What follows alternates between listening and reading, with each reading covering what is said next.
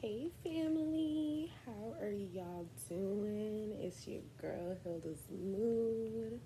The cool kids call me Mango. I just wanted to get into this little show review real quick. I've been watching this new, I believe it's a Hulu original, called How to Die Alone, starring Natasha Rothwell. Um, a lot of us may know her as Kelly from Insecure. She was also on a show called The White Lotus. Um, but I just think she's an amazing talent. She's awesome. And I'm so excited for her to be starring in her own show. And it's been a really interesting watch. And so I just wanted to get into it because why not? You know what I mean? I don't really be into a lot of new things. I'm usually very behind the wave. So the fact that I'm into a current show, let's just discuss, okay? My little takeaways, my little notes. There will definitely be spoilers, so watch this after. Or if you don't care about spoilers and just want to know if this type of show might be for you, hey, let's get into it. So, episode 1, I will say, okay, because I'm sure it'll just keep coming up for me. The writers on this show, I don't know. I don't know who in this writer's room, I will say, because I can't, with my heart of hearts, say that there are no black people in this writer's room. I do think there are black people in this writer's room, but it just lends to the whole all skin folk and kin folk. And I'm going to just keep pointing to the writer's room because I don't think Natasha's the one at fault. I mean, unless she is part of the writer's room and putting this together, I really highly doubt. But yeah, there's just some things because straight out the gate, we got this man, Terrence, looking the way Terrence does, would definitely be passing in a lot of the days. And I just felt like it was interesting that he says nigga straight out. And there's no like joke. There's not even like a tongue in cheek of like, oh, only half of you can say that, or you got to be careful saying that looking the way you do, or just something. I just thought that was interesting because that was right there. It was very easy for it to be like, oh, he's allowed to, but we still recognize what he looks like and why that might be problematic. I just felt like that would have been a nice little joke to throw in there. And then for them to then choose to throw in a level of humor, I don't think it's humorous, but I understand that there are different types of humor. As, you know, we're having our heart to heart with Elise, and, you know, she's telling us the 3 types of death, and it was just so profound. I loved the back and forth with Elise, especially because I love gyoza. Shout out to some good gyoza, okay? Yeah, it's for them to have Melanie, which is Natasha's character, or Melanie. Her name is not Melanie. Her name is Melissa. We call her Mel. But yes, for us to have Mel throw up in Elise's face, it's just disrespectful. Like, it's just kind of like I get it in context. Like, obviously, it's just like, oh my God, seeing a dead body. Like, people get sick all the time. Like, I understand. But it's just kind of like for y'all to like choose that way of humor and not take advantage of like a more open opportunity earlier to be self-aware. I don't know. Again, it just let me know what was going on in that writer's room where it's just like, okay. Again, I'm not saying that there are no black people in there, but I know what kind of black people are in there. And we just go leave it at that. The brother is such an interesting character. such an interesting character. And I mean, the way that it's set up, we have episodes 1 through 5 right now, and then they'll be releasing the rest of the season later on. So where we've left off with the brother, and like every introduction that we have to the brother is just very interesting. It's just like, damn, he ain't shit at all on so many levels.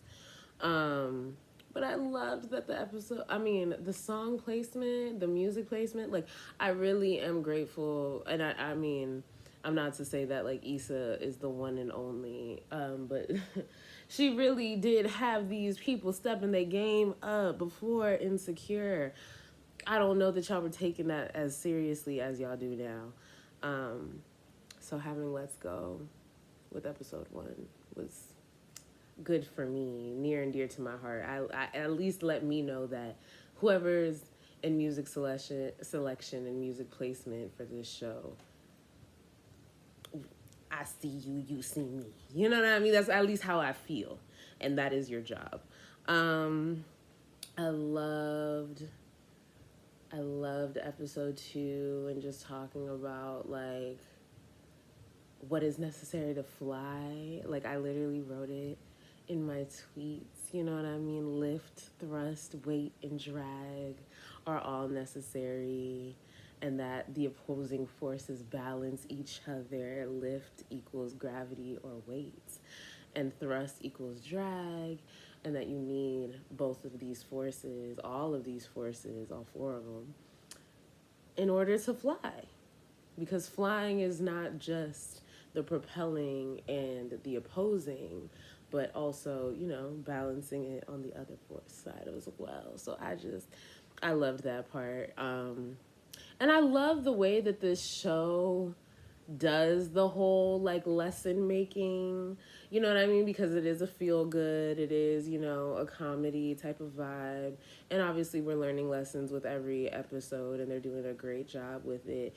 And I just like the way that it's set up, where, you know, it's like the lesson isn't too like, here's the lesson, kids, but it kind of is. Like it really, it's as elementary as it can be before it starts to feel like they're infantilizing you. And I think that that's a really enjoyable watch experience, at least for me, I will say. And I think it's why a show like this is something that I would easily recommend to anybody, because like we want things that are easy sometimes, especially when we want to be entertained. Like, not to say that challenge cannot be entertaining as well, but a lot of the time when we're watching things like television and taking this type of media, like we want to feel good, we don't want our brains to have to do too much, and we do want to walk away with a thing. And these are lessons that you will be learning and practicing and relearning and unlearning and relearning consistently in your life, because you're constantly going through new things. So I appreciate it. The way that this show really does each episode, that we're learning a new thing, and that Mel has to like overcome a new obstacle and a new thing. And it's just like all of these beautiful quotes and these beautiful things that we walk away with. Like what I tweeted was, sometimes the things that hold you back and slow you down are the things that you need to take off. And in that episode, it's really like we're being highlighted how much Rory sucks.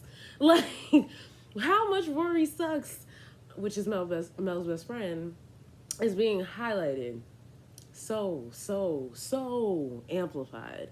And so it's just like we're leaving that episode with like, what's Mel gonna do? What's Mel gonna do? Is she gonna be held back? Is she gonna take off? What's she gonna do?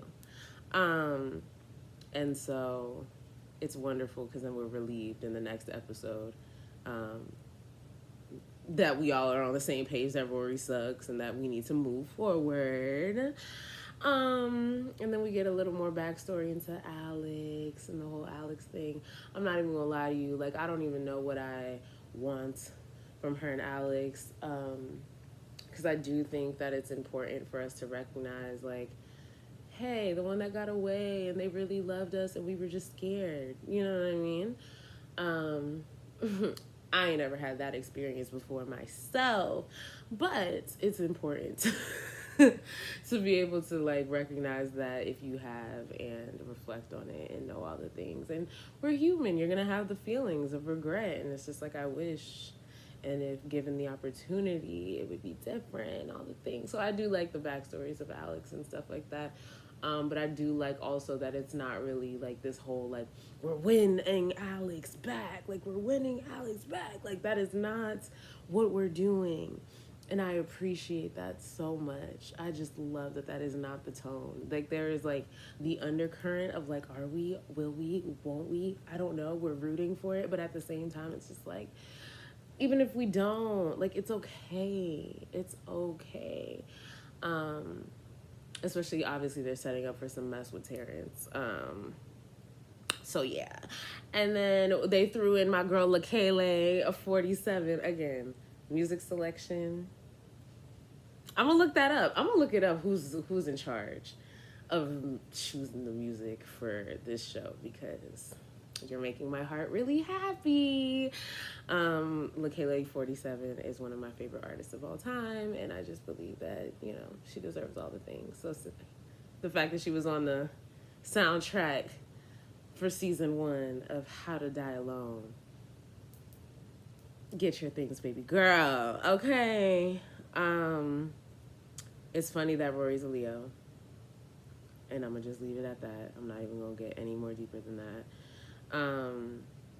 Yeah, we get into Rory, you're not even my friend. You're not even my friend. You're sitting here talking about being my only friend, baby. You're not even my friend. You're not.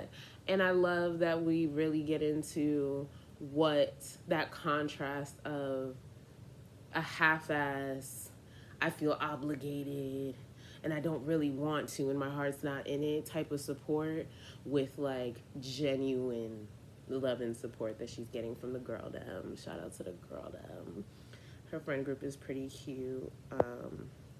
I did realize that Tamika is Tamika, and Tamika looks like what she looks like. It's very interesting that like Natasha's character is the darkest one out of her friend group, not the darkest woman on the cast. I'm very interested to see how we're going to play this, because it's just kind of like, wow, y'all are doing enough that we can't say that dark-skinned women weren't a part of this. But at the same time, like, we're already setting it up in a way that, like, Natasha's going to have beef with a girl that's darker than her. And then the other one is just one of the guys. So it's just kind of like, I don't know. We're just... Again, that writer's room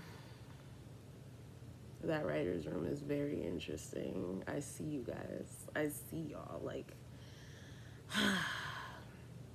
yeah, and then we get into, oh man, Carlos being kind of pushed into the main to the main screen a little bit. It's just so funny because obviously, I mean, I don't know if anybody else feels this way. Y'all can let me know. But Carlos was already giving like, girl, I understand everybody's telling you to move on, move forward, do the things. But like Carlos was never giving, in my opinion. Like it was never like, oh yes, like Carlos. Like he was cute, a nice little distraction, enough to maybe have a crush, but not like actually pursue on a serious level.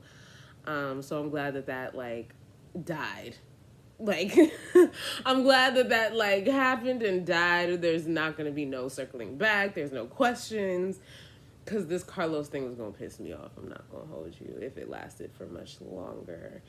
And I love that children are the future. Teach them well and let them lead the way. Like, honest to God, like, the placements of baby girl and it just kind of being this whole thing of like you trying to mentor or trying to be, you know, the adult in the situation and trying to do what adults are supposed to do with children, which is, you know, guide and give them words of encouragement and whatever the case is. And it's just like, you know, I'm going to just be honest about my situation, and then we can learn about it together because we're learning together.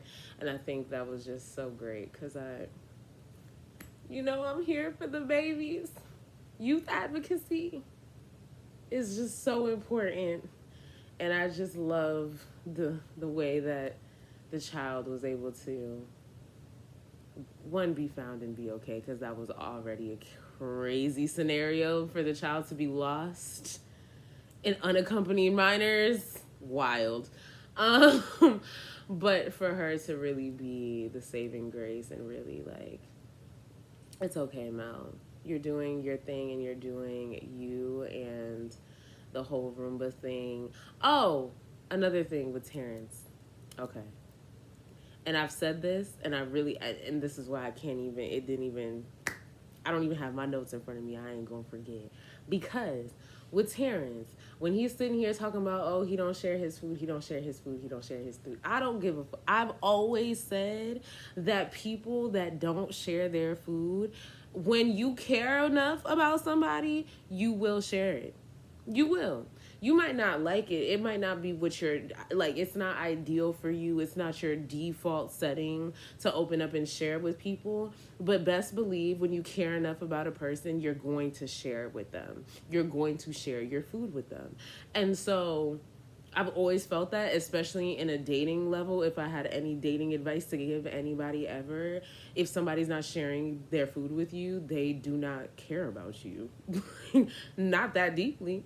Not in a ways of like, if you're sitting here wondering if they are in love with you, if they are ready to marry you or something like with actual commitment and devotion, they do not care about you that much if they are not sharing the food off their plate with you. If you reach for something off their plate and they are denying you access, they don't care. I don't care. Like, that is something I believe with my heart of hearts, and I've believed that my entire life, and he proved that. That Terrence boy proved it. You can sit here and talk. No, I grew up with brothers. I just can't. I'm used to guarding my food. Da da da da da. As soon as it was natural, it was natural. You didn't even have to think about it.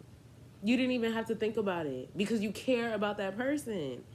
And now, if we're gonna like romanticize it, of course, like googly eyes, like that means you in love with her. Like, I don't even think that it gives that, because again, I'm not really team Terrence. I'm not team none of these niggas.